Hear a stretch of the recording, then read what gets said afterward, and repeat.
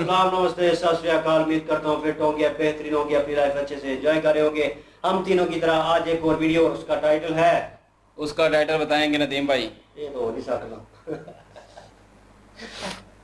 INS Vikram Aditya and INS Vikrant deploy Pakistan and China shiver in fear TCD with major Gaurav Arya. और original video का link description में मौजूद होगा, लाजमी इनको भी सपोर्ट करें, हमें भी सपोर्ट करें। मेरा नाम है राणा मोहम्मद अली, मेरे साथ हैं नदीम इकबाल और Iqbal. So guys let's start.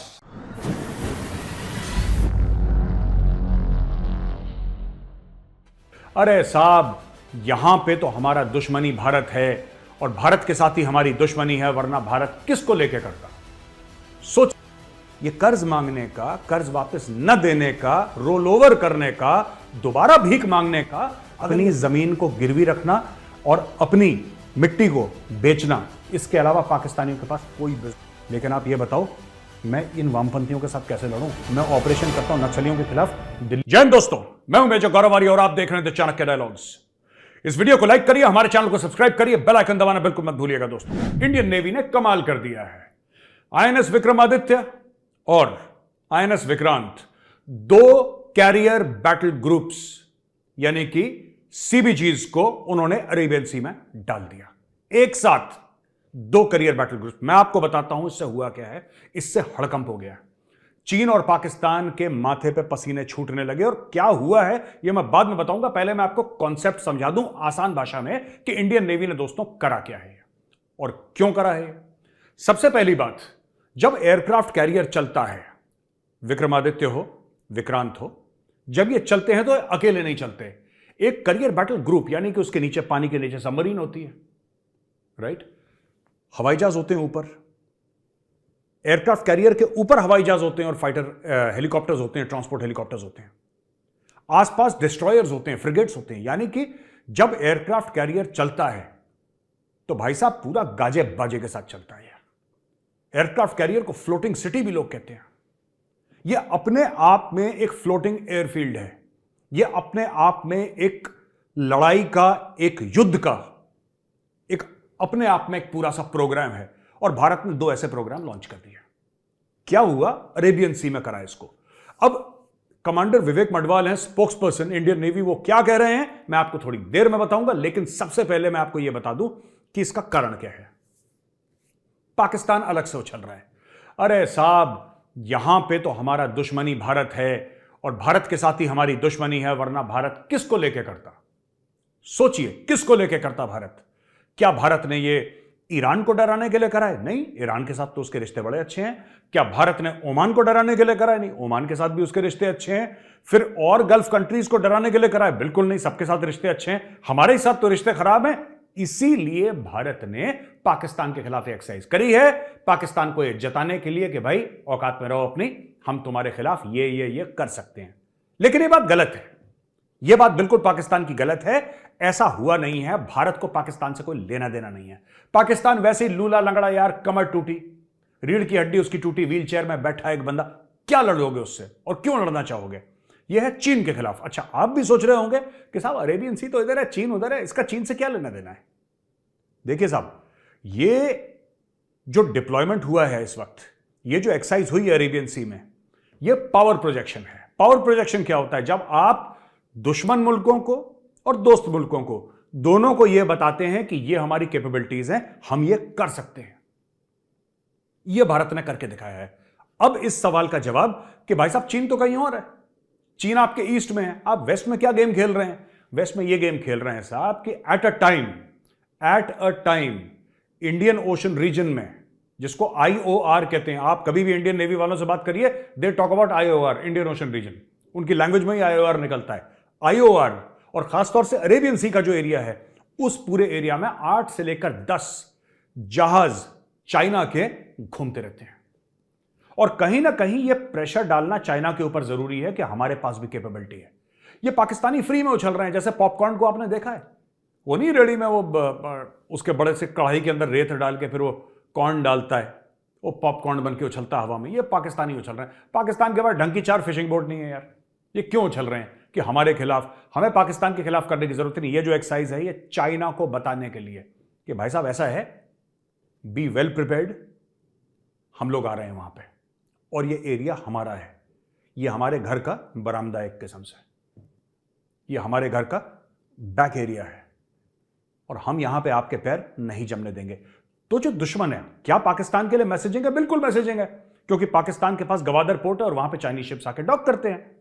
तो क्या ये पाकिस्तान के लिए मैसेजिंग है? 100% मैसेजिंग है, लेकिन ये पाकिस्तान के खिलाफ नहीं है। ये खिलाफ नहीं है पाकिस्तान के, क्योंकि पाकिस्तान के पास नेवी है ही नहीं, ना के बराबर नेवी है पाकिस्तान की। If their ships can float, I will be surprised, forget about fighting. ठीक है, हैविंग सेड दैट, पाकिस्तान को पैसे मिल रहे हैं चाइना से अपनी नेवी डेवलप करने के लिए। किसके खिलाफ? इंडिया के खिलाफ। अब वही लॉजिक पाकिस्तान का, let's turn it on its head. दूसरी तरफ देखो भाई, पाकिस्तान अगर अपनी नेवी मजबूत कर रहा है तो किसके खिलाफ कर रहा है? क्या पाकिस्तान के श्रीलंका से पंगे हैं? ना। ओमान से पंगे हैं? ना। गल्फ स्टेट से पंगे हैं? ना। ईरान से पंगे हैं? ना। फिर किसके लिए कर रहा है? इंडिया की। तो इंडिया ने कर दिया तो मुसीबत हो रही है, डोंट वरी। ठीक है, अब पाकिस्तान में एक और र्यूमर है, मैं वापस आऊंगा कि हम दोस्त मुल्कों को और हम क्या पैगाम दे रहे हैं इसके अलावा, लेकिन मैं आपको एक बात बताना चाहता हूं कि पाकिस्तान में यह भी डिस्कशन हो रहा है कि साहब 2024 में इलेक्शन है और नरेंद्र मोदी यह कहना चाहते हैं कि देखो, ध्यान रखना एक चीज का, मैं पाकिस्तान को टाइट कर सकता हूं, इसलिए तुम मुझे वोट दो। यार देखो सुनो, ये सब बचकानी बातें हैं, ये इमेच्योर बातें हैं, ये this is immature strategic thinking of Pakistan. ये स्ट्रेटेजिक थिंकिंग कहना भी इसको बहुत बड़ा गुनाह अजीम है। ये स्ट्रेटेजिक थिंकिंग नहीं है, टैक्टिकल से भी नीचे है ये। This is not even operational, this is not even tactical, ये कुछ और ही है, ये फर्श के नीचे वाली थिंकिंग है। मोदी को चुनाव जीतने के लिए एयरक्राफ्ट कैरियर लगाने की जरूरत नहीं, पहली चीज। और दूसरी चीज, ठीक है, कभी मक्खी को हथौड़े से नहीं मारा जाता। अगर दिखाना ही है पब्लिक को, सो मलाका स्ट्रेट में जाके ऐसे खड़े होंगे हमारे एयरक्राफ्ट कैरियर, वो होगा शो। मलाका स्ट्रेट में जाके खड़े हो गए विक्रमादित्य और विक्रांत, पूरा कैरियर ग्रुप खड़ा हो गया वहां पे, that will be a show. ये तो इसका मामला अलग है, दिस इज स्ट्रेटेजिक पोजीशनिंग, जो भारत दुनिया को दिखा रहा है, अपने दोस्तों को दिखा रहा है कि चिंता मत करो, हम तुम्हारे साथ हैं, तुम्हें कोई खतरा होगा, भारत वहां पे है। ये पोजीशनिंग है, ये बोला नहीं जाता, ये करके दिखाया जाता है। और पूरी दुनिया की नजर हमारे 2 कैरियर बैटल ग्रुप्स पे है कि ये भारत की कैपेबिलिटी है। भारत ने वहां पे लगा के देखिए, हाथ कंगन को फारसी किया और पढ़े लिखे को फारसी किया, भारत ने वहां पे खड़ा कर दिया। अब बताओ, चीन चुप है, चीन चुप है। चीन को लगा है सदमा बॉस, चीन को लगा है घंघोर सदमा, और चीन सदमे में कुछ बोल नहीं पा रहा इस वक्त। अब आएगा ग्लोबल टाइम्स में आर्टिकल, धीरे धीरे आएगा कि what India is doing is very dangerous and India should not do. मतलब बेटा, तुम जो भी करो वो सब ठीक है, इंडिया ने कुछ कर दिया तो इनको कुरकुर होने लग जाती है। बात यह है कि अरेबियन सी में भी Chinese assets are now under threat.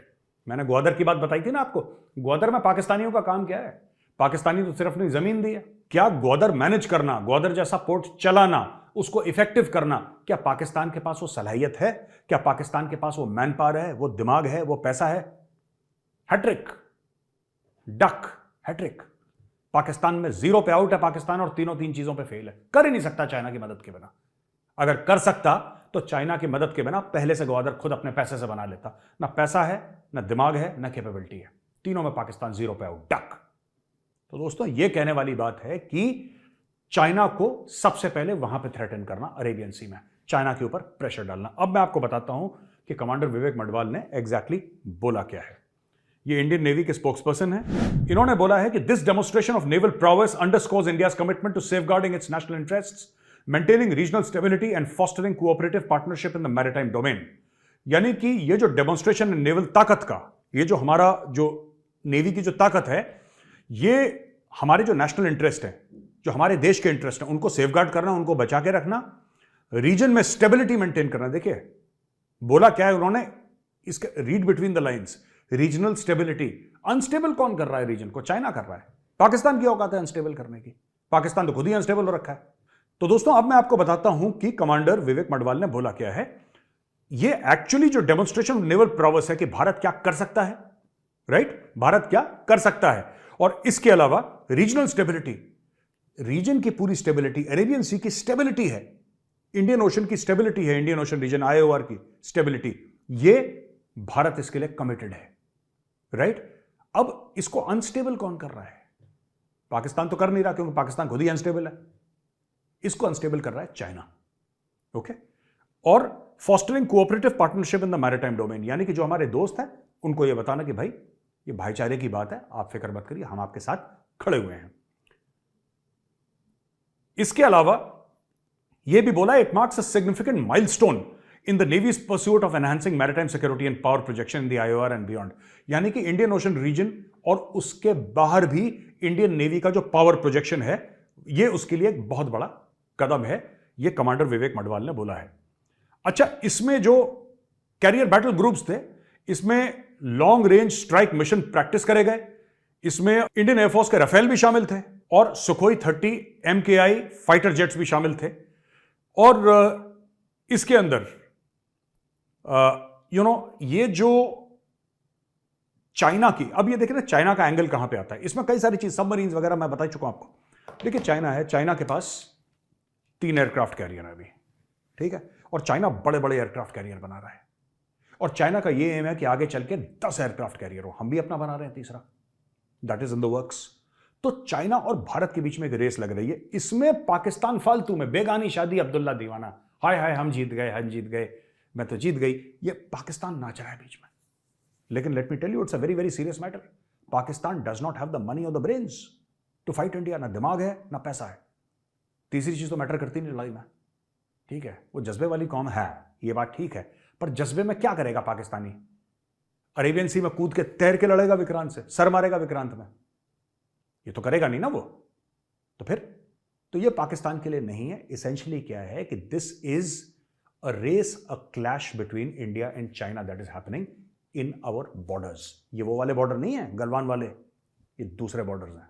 मैं तो कह रहा हूं दोस्तों, कब से कह रहा हूं, निपटा दो इनको, एक तो जहाज इनके गिरा दो, ये चुप हो जाएंगे, सांप सूंघ जाएंगे, इनको आदत नहीं है चीनियों को लड़ने की दोस्तों, ठीक है। और जो मलाका स्ट्रेट है, there is something very famous called the Malacca choke, जहां से बिल्कुल ट्रेडिंग के इनके रूट्स हैं चाइना के बने हुए, इनके 60-70% ट्रेड वहीं से होती है। मलाका चोक ब्लॉक कर दो मलाका को, सांस बंद हो जाएगी। जैसे कोई पेशेंट अस्पताल में है ना, उसके ऑक्सीजन के पाइप के ऊपर किसी ने पैर रख दिया हो, सांस बंद हो जाएगी चाइनीज की। ठोको इनको, पकड़ पकड़ के मैं बता रहा हूं इनको। चाइना बहुत ताकतवर बन रहा है, और अगर हमने या अमेरिका ने या यूरोप ने इस चीज को डिले करा, ठीक है, अभी भी दुनिया में सबसे बड़ी नेवी चाइना की है, इतनी इफेक्टिव नहीं है वो, सिर्फ उनका नंबर ऑफ वेसल्स उनकी ज्यादा हैं, ठीक है, छोटी छोटी नाव उन्होंने कई सारी 300-350 बना ली, तो टेक्निकली दुनिया की सबसे बड़ी नेवी चाइना की, लेकिन सबसे पावरफुल नहीं है। सबसे powerful United states of America की नेवी है। और मैं आपको एक बात बड़ी जिम्मेदारी के साथ कहता हूं दोस्तों, यह मौका है जब चाइना अपनी स्ट्रेंथ बढ़ा रहा है, अभी चाइना को ठोको, अभी चाइना को ठोको, क्योंकि अगर आपने इस राक्षस को, इस भस्मासुर को बड़ा बनने दिया ना, तो मैं बता रहा हूं यह भस्मासुर पूरी दुनिया को चैन की नींद नहीं सोने देगा। इसको अभी ठोको, इसके 2-3 जो जहाज है ना, मर्चेंट वेसल्स, गिराओ, सिंक करो, चाइना को डैमेज करो, तब जाके चाइना को पता लगेगा। जो मैंने प्रिडिक्ट करा था वही चीज हुई। याद है हमने बात करी थी नेटो प्लस की, कि नेटो प्लस इंडिया को ऑफर करा गया है, अमेरिका ने बोला है कि ऑफर करा गया, हम नेटो प्लस में आपको देंगे। यानी कि एक तो नेटो है जिसमें सारे अमेरिका और यूरोप के मुल्क हैं, नॉर्थ अमेरिका और यूरोप के मुल्क हैं नेटो, और कुछ कंट्रीज हैं नेटो प्लस में, राइट। साउथ कोरिया हो गया उसमें, और उसमें इजराइल हो गया, उसमें शायद आई थिंक जापान, ऑस्ट्रेलिया भी है। तो ये सब जो नेटो प्लस में आ गए ना, तो इंडिया को बोला हम भी आपको नेटो प्लस में। डॉक्टर जयशंकर ने मना कर दिया कि तुम्हारी जरूरत नहीं है। मैं डॉक्टर जयशंकर ने साफ बोल दिया कि हम चीन से खुद लड़ लेंगे, थैंक यू वेरी मच भाई साहब, हाथ जुड़वा लो, हमें नेटो प्लस में नहीं आना।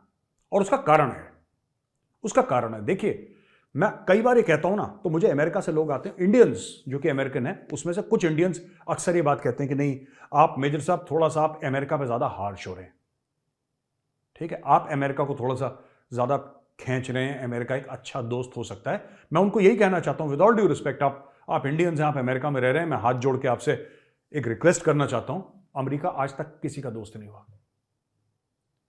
America is not capable of friendship. America आपका फायदा करवा सकता है, अमेरिका आपका नुकसान करवा सकता है, अमेरिका के साथ यारियां नहीं हो सकती, वो कभी नहीं हो सकती। वैसे देशों के बीच में दोस्ती यारियां होती नहीं है, इट्स ऑन म्यूचुअल इंटरेस्ट, पर ऐसे देश हैं जो खड़े रहेंगे जब आप प्रॉब्लम में होंगे। उनको पता है कि अभी जो ये डाउन है, ये इट इज मोमेंटरी, ये कुछ समय के लिए है, ठीक है। अमेरिका वैसा नहीं है। अमेरिका को जिस दिन पता लगा ना कि आप बुरे हाल में, अमेरिका हाथ झाड़ के निकल लेगा। इसीलिए भारत ने मना कर दिया। हमें चीन से लड़ने के लिए अमेरिका की जरूरत नहीं है।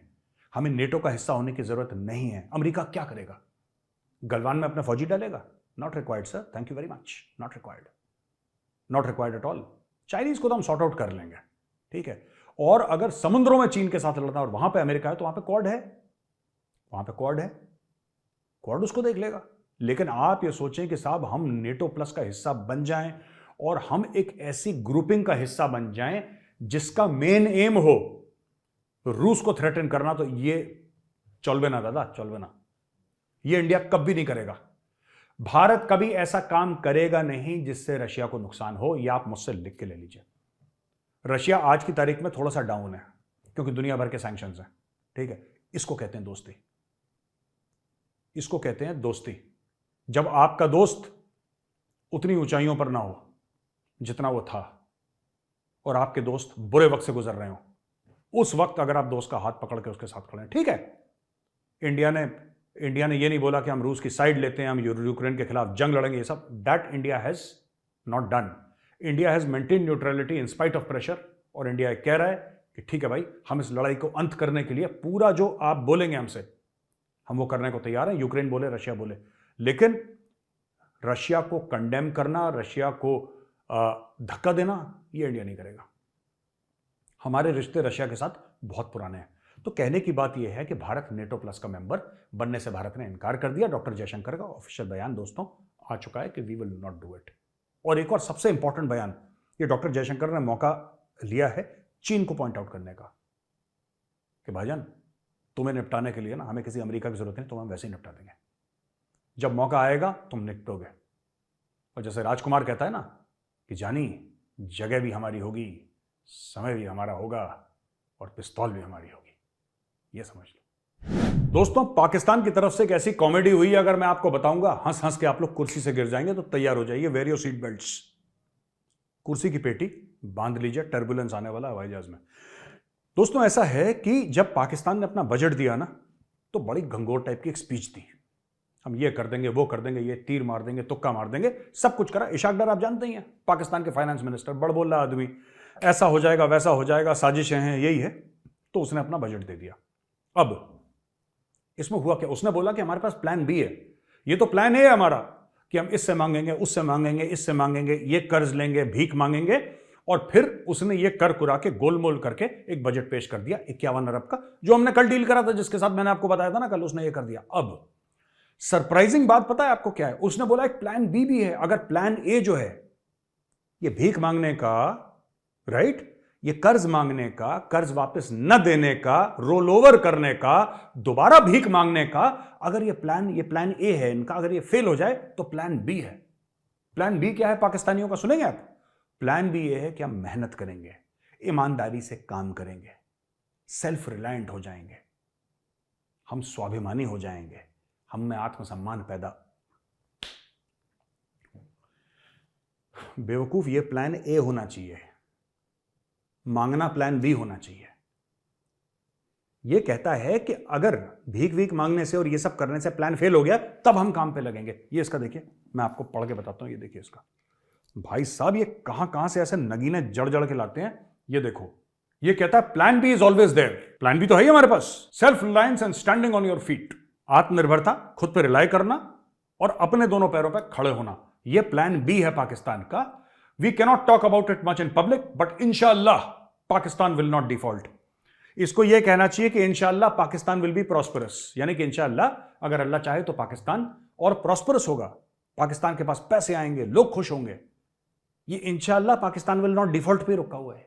पिछले 6 महीने से ये गाने सुन रहा हूं, मैं तो हंस हंस के पागल हो गया यार। प्लान ये है कि हम मांगेंगे, प्लान भी ये है कि हम मेहनत करेंगे। अगर मांगना कामयाब नहीं हुआ तब, अब देखो यार, ये तो हाइट ऑफ कॉमेडी कर दी पाकिस्तानियों ने आज। अच्छा, ये ग्राफ देखिए आप, साइज ऑफ बजट आउटले, ये चढ़ रहा है इनका भाई साहब ऊपर बजट, ठीक है जी। 2016-17 से लेकर अब 2022-23 में देखिए 14,460 बिलियंस में है ये फेडरल बजट पाकिस्तान का। बजट बढ़ा देते हैं ये लोग कागजों में, लेकिन भाई साहब टैक्स कलेक्शन टारगेट इनके मीट नहीं हुए।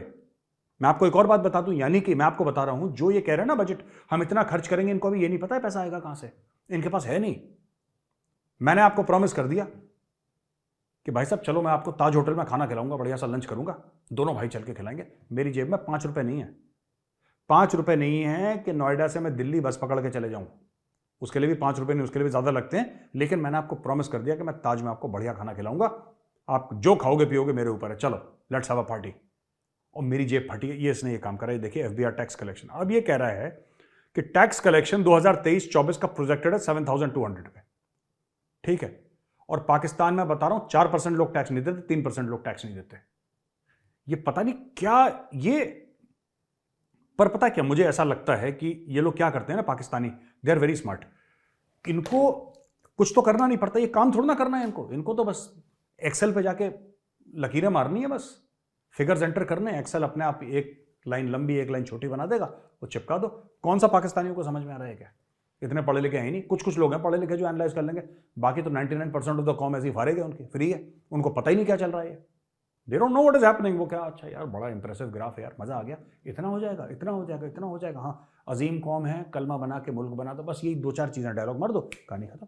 आपने सुना प्लान है प्लान बी, ये चल रहा है पाकिस्तान में। दोस्तों पाकिस्तान ने एक और भंड मार दिया, पर कॉन्फिडेंस के पूरे नंबर है भाई लोगों के, मैं बता रहा हूं आपको, कॉन्फिडेंस के पूरे नंबर है 100 आउट ऑफ 100, मैं तो कह रहा हूं 110 आउट ऑफ 100। आपको ब्रिक्स के बारे में पता है ना, ब्रिक्स यानी कि ये 5 देश हैं, ब्राजील, रशिया, इंडिया, चाइना, और 2010 में साउथ अफ्रीका को ऐड करा था, राइट। तो पहले ब्रिक था, फिर ब्रिक्स हो गया, साउथ अफ्रीका को ऐड कर दिया। जिम ओनील करके एक इकोनॉमिस्ट था गोल्डमैन सैक्स का, जिसने टर्म डिफाइन करा था, और कहने का ये मतलब है कि फास्ट ग्रोइंग इकोनॉमीज जो है दुनिया की, जो बहुत तेजी से बढ़ने वाली जो इकोनॉमीज हैं, फास्ट ग्रोइंग इकोनॉमीज, उनको बनाया ब्रिक्स।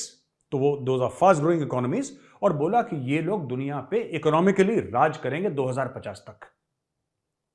तो ये गोल्डमैन सैक्स का जिम ओनील था, और जिसने की थ्योरी निकाली थी, और उसके ऊपर ये ब्रिक्स पूरा बना है। और मतलब he was the guy who propounded that theory, उसने जो जन्म दिया था उस थ्योरी को, ब्रिक्स का। और फिर ये नेशंस की बने, ग्रुपिंग बनी, और उसके बाद बाकी काम हुआ इनका। पाकिस्तान ही कहता है हमें ब्रिक्स ज्वाइन करना है। ब्रिक्स क्या है? Fast growing economies of the world, जो सबसे तेज इकोनॉमी जो भाग रही है घोड़े की तरह, सरपट भाग रही है, right, fastest growing economies of the world, उनके ग्रुपिंग में पाकिस्तान अपने आप को ज्वाइन करवाना चाहता है। ये पाकिस्तान की रिक्वेस्ट है। अब पाकिस्तान चाइना के पीछे पड़ गया कि ब्रिक्स में हमें भी।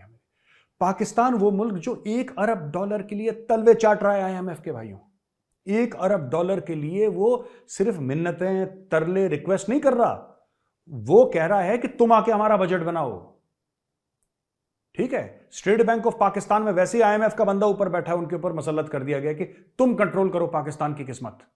जैसे एक जमाने में अंग्रेज वाइसरॉय बैठा देते थे ना, दिल्ली में वाइसरॉय बैठता था जो बोलता था कि मैं चलाऊंगा, वो उन्होंने वाइसरॉय अपना बैठा दिया।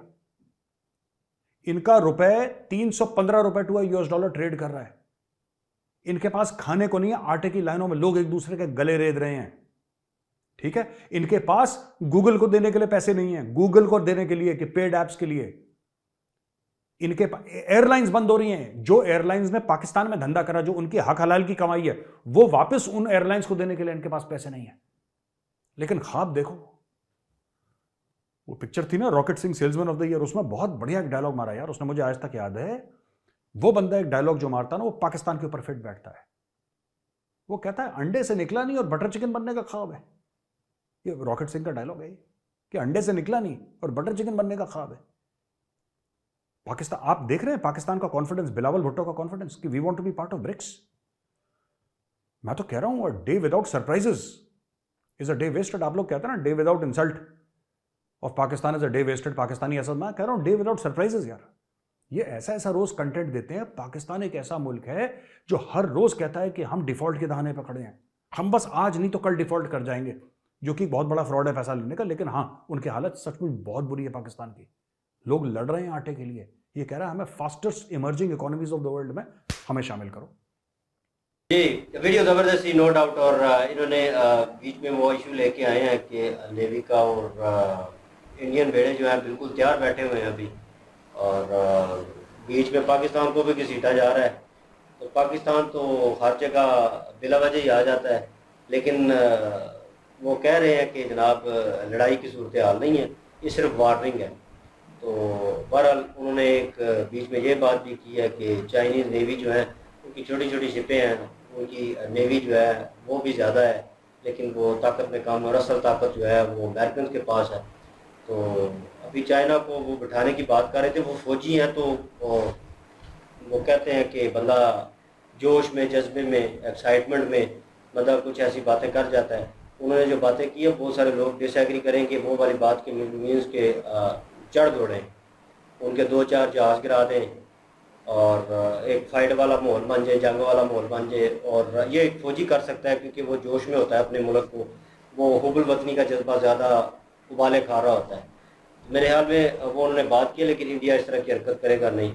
और जहाँ तक चाइना की बात है, वो बात भी उनकी एक साइड से ठीक है कि वो इस मामले में कम है, लड़ाई के मामले में वो पीछे हटते हैं।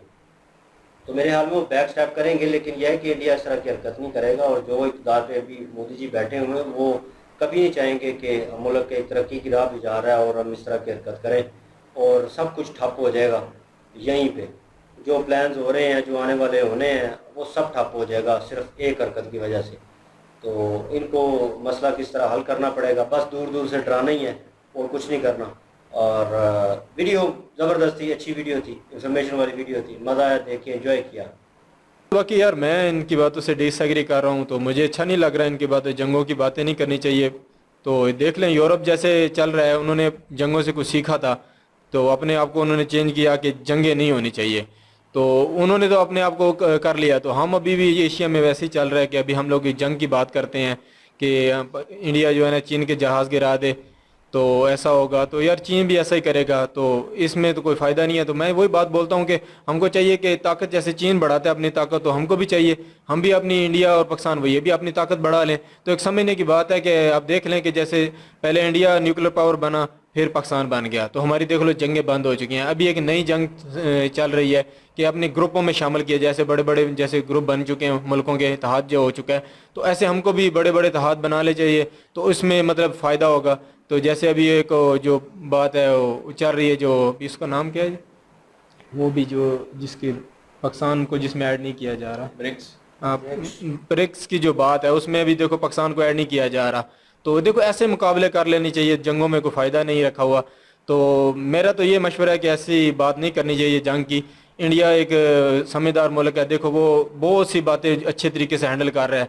तो इंडिया जो अमेरिका के इत्तेहाद में भी नहीं आ रहा, नेटो में, तो इसी तरह वो चीन के साथ, रशिया के साथ अच्छे तरीके से चल रहा है। तो उसको देखो एक अच्छा तरीके से हैंडल कर रहा है कि अमेरिका के साथ भी रखी हुई है और रूस के साथ भी रखी हुई है। तो इसी तरह मतलब हमें इस हिस्से में भी चीन है तो ये ताकतवर बन रहा है, तो उसके साथ हमको भी कुछ अच्छे तरीके से हैंडल कर लेना चाहिए।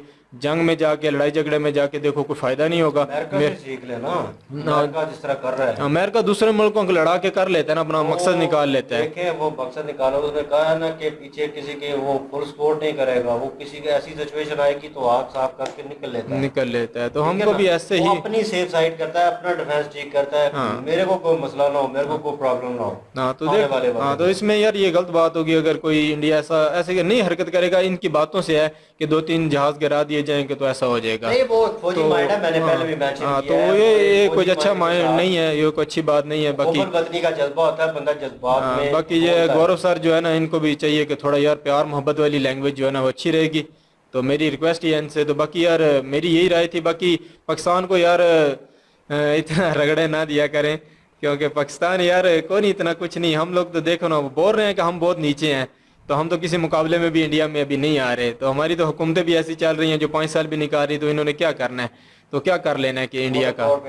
तो ये हम लोग ये मिन्नतें कर करके जो है ना पैसे ले रहे हैं, तो वही जो प्लान बी और ए वाला, कितनी वाकई जोकिंग बातें हैं जो हमारे सागडार साहब वैसे बोलते हैं, बहुत अच्छा बंदा है, पढ़ा लिखा बंदा है, तो मतलब कुछ भी नहीं है, मतलब कुछ भी नहीं है, वो भी कुछ अच्छा प्लान नहीं दे रहे। क्यों नहीं है, मियां नवाज शरीफ साहब का संबंधी है। तो वो इन लोगों को यार, इन लोगों को रगड़ा लगाएं गौरव सर। तो यार बाकी पाकिस्तान ये इंशाल्लाह उम्मीद है कि हमको कभी ना कभी तरक्की करेगा, अच्छे लोग मिलेंगे, अच्छे हुक्मरान आएंगे हमारे भी, तो हम भी ये है कि इंडिया के साथ मिलकर तरक्की करेंगे, लड़ाई झगड़े से दूर रहने की पाकिस्तान तो कोशिश करता है। मेरा एक अपना एक ओपिनियन है, बाकी ये आप लोग बेहतर जानते हैं। जी मेरा जो ओपिनियन है ना जी, इन्होंने जो विक्रमादित्य और विक्रांत इन्होंने बनाया है, वो इन्होंने चाइना के लिए बनाया, क्योंकि चाइना ने जो है वो एयरक्राफ्ट 3 बनाए हुए हैं और बताया हुआ है कि बहुत बड़े भी हैं, और पाकिस्तानी उससे खुश होता है कि हमने ये बना लिया, मतलब वो चाइना ने बनाया हुआ है। तो वो पाकिस्तान को इसलिए क्रिटिसाइज कर रहे थे क्योंकि पाकिस्तान न्यूज़ ऐसी देता है ना, पाकिस्तान कहता है कि हमें डराने के लिए ये सारा कुछ कर रहा है, तो हमें ये करने के लिए कुछ कर रहा है, तो वो ये बता रहा है कि पाकिस्तान को हमने क्या डराना है, पाकिस्तान तो वैसे ही अपनी मौत मर रहा है, ठीक है। हाँ, बिल्कुल। हमने उसको नहीं डरा रहे, वो ये वाजे कर रहे हैं कि हम चाइना को डरा रहे हैं, जो हमारे खिलाफ जो है वो बना रहा है, तो हम उसके खिलाफ जो है वो बनाया और शो किया है। और उनके जहाज जो हैं 10-12 जो घूमते रहते हैं IOR में, तो वो उन्होंने बताया कि उसके लिए जो है हमने इधर ये एयरक्राफ्ट जो है वो चलाया, कि उनको बताया कि अभी हम भी इधर हैं, तो तुम जो है वो अपना सामना करके रखो। तो उन्होंने जो उनके जहाज गिराने का कहा है, उन्होंने कहा है कि वो लड़ने वाली कौम नहीं है, और बाकी ये है कि उसने ये नहीं कहा कि इंडिया गिराए, उसने कहा कि बाकी जितने मुल्क हैं सबको जो है वो उनको चाहिए कि 1-2 जहाज गिरा दे, और उसके बाद जो है वो चाइना जो है वो खुश हो जाएगा। तो उनके कहने का मतलब ये है कि चाइना जो है वो जहाज ऐसे उड़ाएगा नहीं, फिर शो ऑफ नहीं करेगा। तो बाकी बाकी एक और बात ठीक है कि अगर चाइना का कोई जहाज गिराएगा तो हो सकता है कि आपकी ये प्रेडिक्शन गलत हो जाए कि चाइना खुश हो जाएगा, हो सकता है चाइना जो है वो आगे से फिर वो रिटेलिएशन करेगा, Nobody knows तो फिर वो जो है अपना जंग की सूरत बन जाएगी, तो वो चीज़ देखेंगे। लेकिन इसीलिए तो कोई गिराता भी नहीं है ना, ये भी तो गवाता है ना, कोई गिराता नहीं है, ये तो सिर्फ उन्होंने एक बात की है। लेकिन ये है कि बाकी आप लोगों को मुबारकबाद जो आपने विक्रांत और विक्रमादित्य जो बनाए हैं, और जाहिर है डिफेंस के लिए हर कोई बनाता है मुल्क, और करना पड़ता है। और इंडिया जो है वो चाइना के खिलाफ जो है अपना डिफेंस मजबूत कर रहा है, और पिछले 3-4 सालों से ज़्यादा कर रहा है। उससे पहले इतना नहीं करता था इंडिया, लेकिन अभी वो ज़्यादा कर रहा है और शो भी करवा रहा है सारी चीज़ें। और बाकी अगली जो खबर है पाकिस्तानी जो प्लान A प्लान B के है, तो जब हमने कहा था कि जब इमरान खान आया था, इमरान खान ने कहा था IMF के पास नहीं जाना, उसका मतलब यही था कि जो प्लान B वाला काम है ना, कि अपनी मेहनत करके अपने पैसों से ऊपर उठना है, ठीक है, तो वो ये करना चाह रहा था। उसके साथ नहीं हुआ तो फिर वो प्लान B पे आया कि मतलब कर्जा लेने चला गया, जो आप लोग कह रहे थे ना, उसका ये प्लान था। लेकिन इनका उल्टा प्लान है, ये पहले कर्जा लेंगे, अगर कर्जा ना मिला तो फिर प्लान B अपनाएंगे। तो मैं ये कहता हूँ कि पहले प्लान B होना चाहिए, फिर प्लान A होना चाहिए, वो एंड पे होता है। वो जैसे कहते हैं ना कि बंदा पहले खुद कर ले, अपनी एहतियात कर ले, जब बंदा बिल्कुल एंड पे पहुंच जाए तब किसी के पास जाए और जाके जो है अपनी हेल्प ले, तो वो बात और हो जाती है। फिर पहले अपनी कोशिश तो करें ना, लेकिन ये अपनी कोशिश नहीं करते। चलो एक इमरान खान के साथ 100 इख्तिलाफ होंगे, आपके भी हैं, हमारे भी हैं, इसके भी हैं, लेकिन उसने ये काम पहले किया था कि पहले आके IMF के पास नहीं जाना, ठीक है, वो उसने कोशिश की है। एक कोशिश करना ही तो सबसे बड़ी बात है। कोशिश की, अगर चल जाती तो चल जाती, नहीं चली, चला गया IMF के पास, चल जाती तो वारे न्यारे हो जाते। हाँ, तो बहरहाल बाकी ये है कि बजट की बात करें तो बजट बाकी कुछ समझ नहीं आती। बजट तो इन्होंने दे दिया, लेकिन पैसा कोई नहीं है, और पैसा कहाँ से आएगा ये भी कोई पता नहीं। और इस आर की जो मैं सुन रहा था न्यूज़ कि ये कहता है कि IMF पता नहीं ऐसा क्यों कर रहा है, IMF क्यों नहीं पैसे दे रहा, और पता नहीं अभी वो कहता है कि मैं छोड़ रहा हूँ अपना ओहदा, ठीक है, उसका ये भी बयान है। कोई फर्क नहीं पड़ता तो क्योंकि उसको पता चल चुका है ना कि ये होने वाला नहीं है, अब तो बेइज्जती होना है इधर बैठ के, तो इसलिए वो ओहदा छोड़ने हो वाला है। सकता है IMF से कर्जा लेने की, छोड़ता, IMF से कर्जा लेने की जरूरत नहीं है। जो बाहर उन्होंने पैसा रखा वो पाकिस्तान में लेके आए ना, वो तो नहीं ना लेके आएंगे ना, वो लेके आए तो पाकिस्तान को जरूरत ही नहीं है किसी और पैसे की। और ये प्लान भी इसीलिए तो बाद में रखा हुआ है इन्होंने कि अगर IMF पैसा देगा फिर यहाँ से पैसा उठाएंगे, बाहर रखेंगे, और बाहर जो है अपने और बढ़ाएंगे सासे, तो पाकिस्तान तो खपेगा, और पाकिस्तान खपता ही रहता है हर दफा। और वो जैसे जरदारी ने कहा था पाकिस्तान खपे, ठीक है, ये साहब वही है। इन लोगों को कोई फर्क नहीं पड़ता पाकिस्तान खपे या पाकिस्तान ना खपे, इन लोगों को जरा फर्क नहीं पड़ता। इन पाकिस्तान से प्यार नहीं है, इनकी अपनी जेबों से अपनी सीटों से प्यार है। पाकिस्तानी अवाम को पता नहीं समझ क्यों नहीं आती, पता नहीं कब समझ आएगी, मुझे नहीं समझ आता। और बाकी ये है कि ओवरऑल वीडियो अच्छी थी, मज़ा आया, देखे एंजॉय किया। आई होप आपने हमारे साथ एंजॉय किया होगा। एंजॉय किया तो वीडियो को लाइक करें, शेयर करें, हमारे चैनल को सब्सक्राइब करें, बेल के आइकन पे क्लिक जरूर कीजिएगा। इंशाल्लाह अगले वीडियो के साथ फिर हाजिर होते हैं। अपना ख्याल रखिएगा, दुआओं में याद रखिए। तब तक के लिए अल्लाह हाफिज़, पीस।